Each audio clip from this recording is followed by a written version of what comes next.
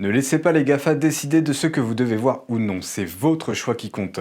Si vous voulez recevoir des actualités fiables et non censurées, abonnez-vous dès maintenant à notre newsletter sur le site internet de NTD français. De cette façon, peu importe ce qui se passe, vous aurez toujours accès à nos contenus. Vous pouvez aussi regarder nos vidéos directement sur ntdtv.fr. Le plus haut diplomate chinois lance un avertissement à la Maison-Blanche. Il ordonne à Biden d'arrêter le soutien de l'ère de Trump à Taïwan et de ne pas outrepasser ce que la Chine considère comme ses affaires internes. Les États-Unis renforcent leur présence militaire dans les eaux de l'Indo-Pacifique. Cette action est réalisée dans le but de contrer l'agression croissante de la Chine communiste dans la région. Un avis de licenciement total marque la fin d'un grand fabricant chinois de microprocesseurs. Le régime chinois y avait pourtant injecté des milliards de dollars pour tenter de lutter contre les sanctions américaines.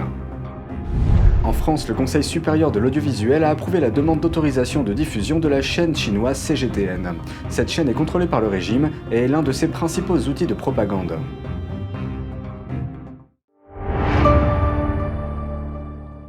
Bienvenue dans Regard sur la Chine, je suis Vladian Huitens. Un haut diplomate du régime chinois passe à l'offensive envers la politique américaine. Il met en garde l'administration Biden et lui intime d'arrêter le soutien à Taïwan établi pendant la présidence de Donald Trump. Il dit que les États-Unis ne devraient pas franchir ce qu'il appelle les lignes rouges. Le ministre chinois des Affaires étrangères Wang Yi a qualifié la revendication de la Chine sur Taïwan de ligne rouge insurmontable et a ajouté qu'il n'y a pas de place pour les compromis. Il a déclaré que l'administration Biden devrait, je cite, « changer complètement les pratiques dangereuses de l'administration précédente qui consistaient à franchir la ligne et à jouer avec le feu en ce qui concerne Taïwan ». L'administration Trump avait envoyé des fonctionnaires de haut niveau à Taïwan et augmenté les ventes d'armes pour aider l'île à se défendre.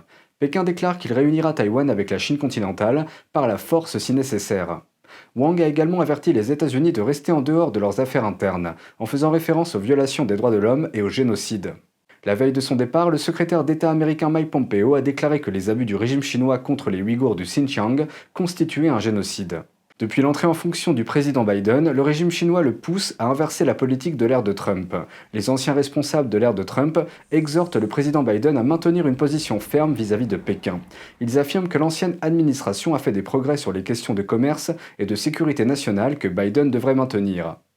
I hope that this administration, I hope frankly that the American people will continue this project. Certains responsables de l'administration Biden sont également d'accord pour dire que la politique de Trump vis-à-vis de la Chine doit être maintenue. Ils ont décrit leur soutien à Taïwan comme solide comme le roc.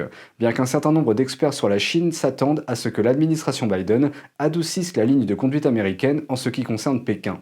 Le Parti communiste chinois, ou PCC, revendique Taïwan comme faisant partie de son territoire. De son côté, le gouvernement démocratique de Taïwan se considère lui-même comme le gouvernement légitime de la Chine. Il est officiellement connu sous le nom de République de Chine. Les États-Unis renforcent leur présence militaire dans les eaux de l'Indo-Pacifique. Cette action est réalisée dans le but de contrer l'agression croissante de la Chine communiste dans la région. Les États-Unis proposent une nouvelle tactique pour dissoudre l'agression chinoise dans l'Indo-Pacifique. Un nouveau réseau de missiles coûterait près de 30 milliards de dollars sur 6 ans. Selon le journal japonais Nikkei, la proposition affirme que l'équilibre militaire dans l'océan Indien est devenu défavorable pour les États-Unis. Il soutient que sans la dissuasion américaine, la Chine aura le courage d'entreprendre une action militaire dans la région. Le chef du commandement des États-Unis pour l'Indo-Pacifique, l'amiral Philip Davidson, a averti que le plus grand danger auquel les États-Unis sont confrontés dans la région est l'érosion de la force de dissuasion face à la Chine. Il a ajouté, je cite, « Nous devons faire tout ce qui est possible pour désamorcer les conflits. Notre tâche principale ici est de maintenir la paix, mais nous devons absolument être prêts à nous battre et à gagner si l'opposition se transforme en conflit. » Ce plan s'inscrit dans le cadre de la présence militaire accrue de la Chine en mer de Chine méridionale. Pékin revendique la souveraineté sur une grande partie de la région et y a construit des îles artificielles et des avant-postes militaires. Elle y a posé des pistes d'atterrissage dans le but de renforcer sa capacité militaire. Un tribunal international a jugé illégales les revendications territoriales de la Chine en 2016. Le tribunal a déclaré que la Chine avait violé le droit international en mettant en danger les navires dans la région, ainsi que la pêche et l'exploration pétrolière. Cette proposition fait surface alors que Pékin vise à augmenter les dépenses militaires de la Chine. Vendredi dernier, le Premier ministre chinois Li Keqiang a annoncé un plan d'investissement de 200 milliards de dollars pour l'armée chinoise en 2021. Cela représente une augmentation d'environ 7% par rapport au budget de 2020. Quant aux États-Unis, le Congrès a approuvé un budget total de défense de 690 milliards de dollars pour l'année fiscale de 2021. Un projet d'investissement de 20 milliards de dollars soutenu par l'État chinois est en train de s'effondrer. Les fonds étaient destinés à l'industrie des semi-conducteurs en faillite du pays. Après un an de difficultés, l'une des principales entreprises chinoises de fabrication de puces électroniques demande à ses employés de démissionner sans recevoir de compensation. Le grand fabricant de puces électroniques Wuhan Hangshin Semiconductor, ou HSMC, a annoncé le licenciement complet de tous ses employés. Le régime chinois avait investi près de 20 milliards de dollars dans le développement de l'entreprise et de son industrie de semi-conducteurs. Stimulée par les subventions et les incitations du gouvernement, l'industrie a connu un boom, avec HSMC à la tête du mouvement. Cela faisait partie d'un effort pour combattre les sanctions des États-Unis qui empêchaient la technologie américaine des micropuces de se frayer un chemin jusqu'en Chine. HSMC avait déclaré que 10% de cet investissement était directement fourni par le district de Dongqihu à Wuhan.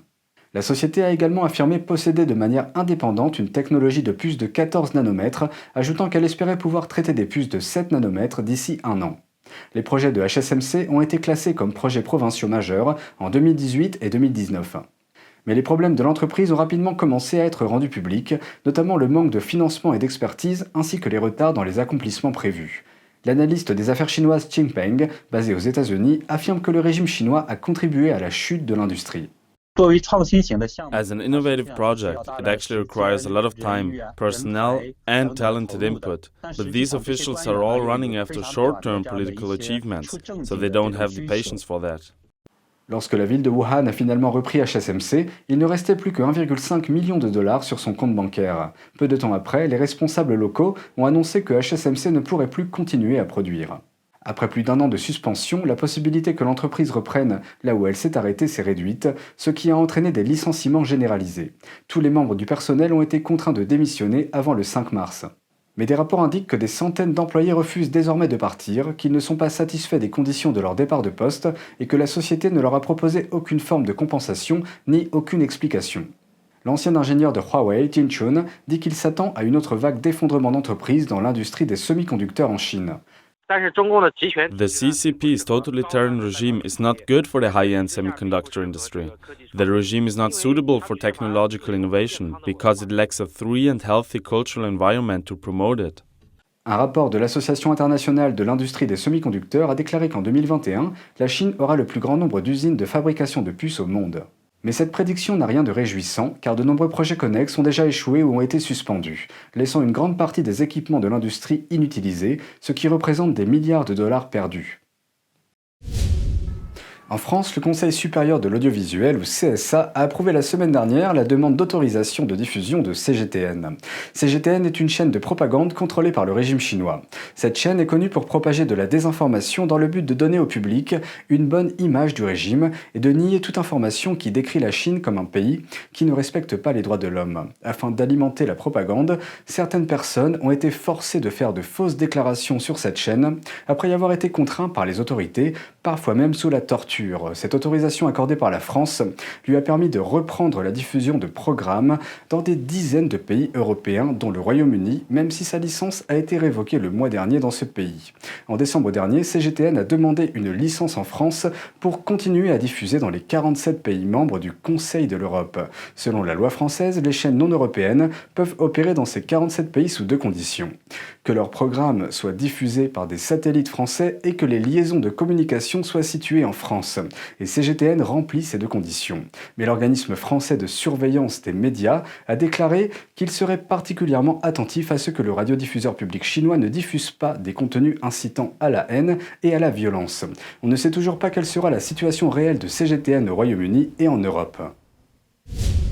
Lord Philip Hunt est l'une des personnalités les plus proactives dans le combat contre le prélèvement forcé d'organes en Chine. Nos correspondants ont échangé avec lui au sujet de ses actions passées et futures sur ce problème lié à la question des droits humains.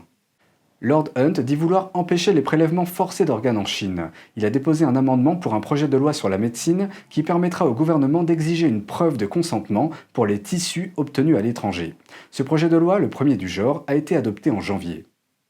It's a small step, but it's an important step, both in the UK and internationally, to make clear that the use of enforced organ donations is totally abhorrent and we want to see it stopped. L'année dernière, le China Tribunal, basé à Londres, a conclu au-delà de tout doute raisonnable que le prélèvement forcé d'organes sur des prisonniers d'opinion, un crime perpétré par l'État lui-même, a eu lieu pendant des années en Chine à une échelle significative. Et encore aujourd'hui, cela se produit en Chine. Lord Hunt dit qu'il a d'autres tours dans son sac pour répondre à ces pratiques. My principal change would be to prevent organ tourism. We know people from the United Kingdom travel to China in order to have an organ donation, which they pay a lot of money for. I'd like to make it illegal for British people to do that. De plus, Lord Hunt veut interdire les expositions de corps plastinés comme Real Bodies au Royaume-Uni. Certains groupes de défense des droits de l'homme affirment que ces corps proviennent probablement de prisonniers d'opinion. Il veut également empêcher les entreprises britanniques d'être complices en fournissant du matériel médical comme des dispositifs de conservation. Il admet que l'adoption de telles lois comporte des risques et des conséquences économiques. And if a country like the United Kingdom, that is not without influence in the world, takes this stand, I hope it will be a big influence on other countries as well. That's what we have to hope. In the end, we have to do the right thing. Il dit que le Royaume-Uni a la responsabilité d'agir. Depuis le 1er février, la chaîne NTD-TV vous propose chaque jour 1 heure de programme en français, accessible gratuitement sur les canaux suivants. Orange, canal 548, Free, canal 799, SFR, canal 921 et Bouygues, canal 802. La première diffusion est programmée à 20h, avec une rediffusion le lendemain à 13h. Vous pouvez aussi retrouver toutes nos vidéos en vous rendant directement sur notre site internet ntdtv.fr.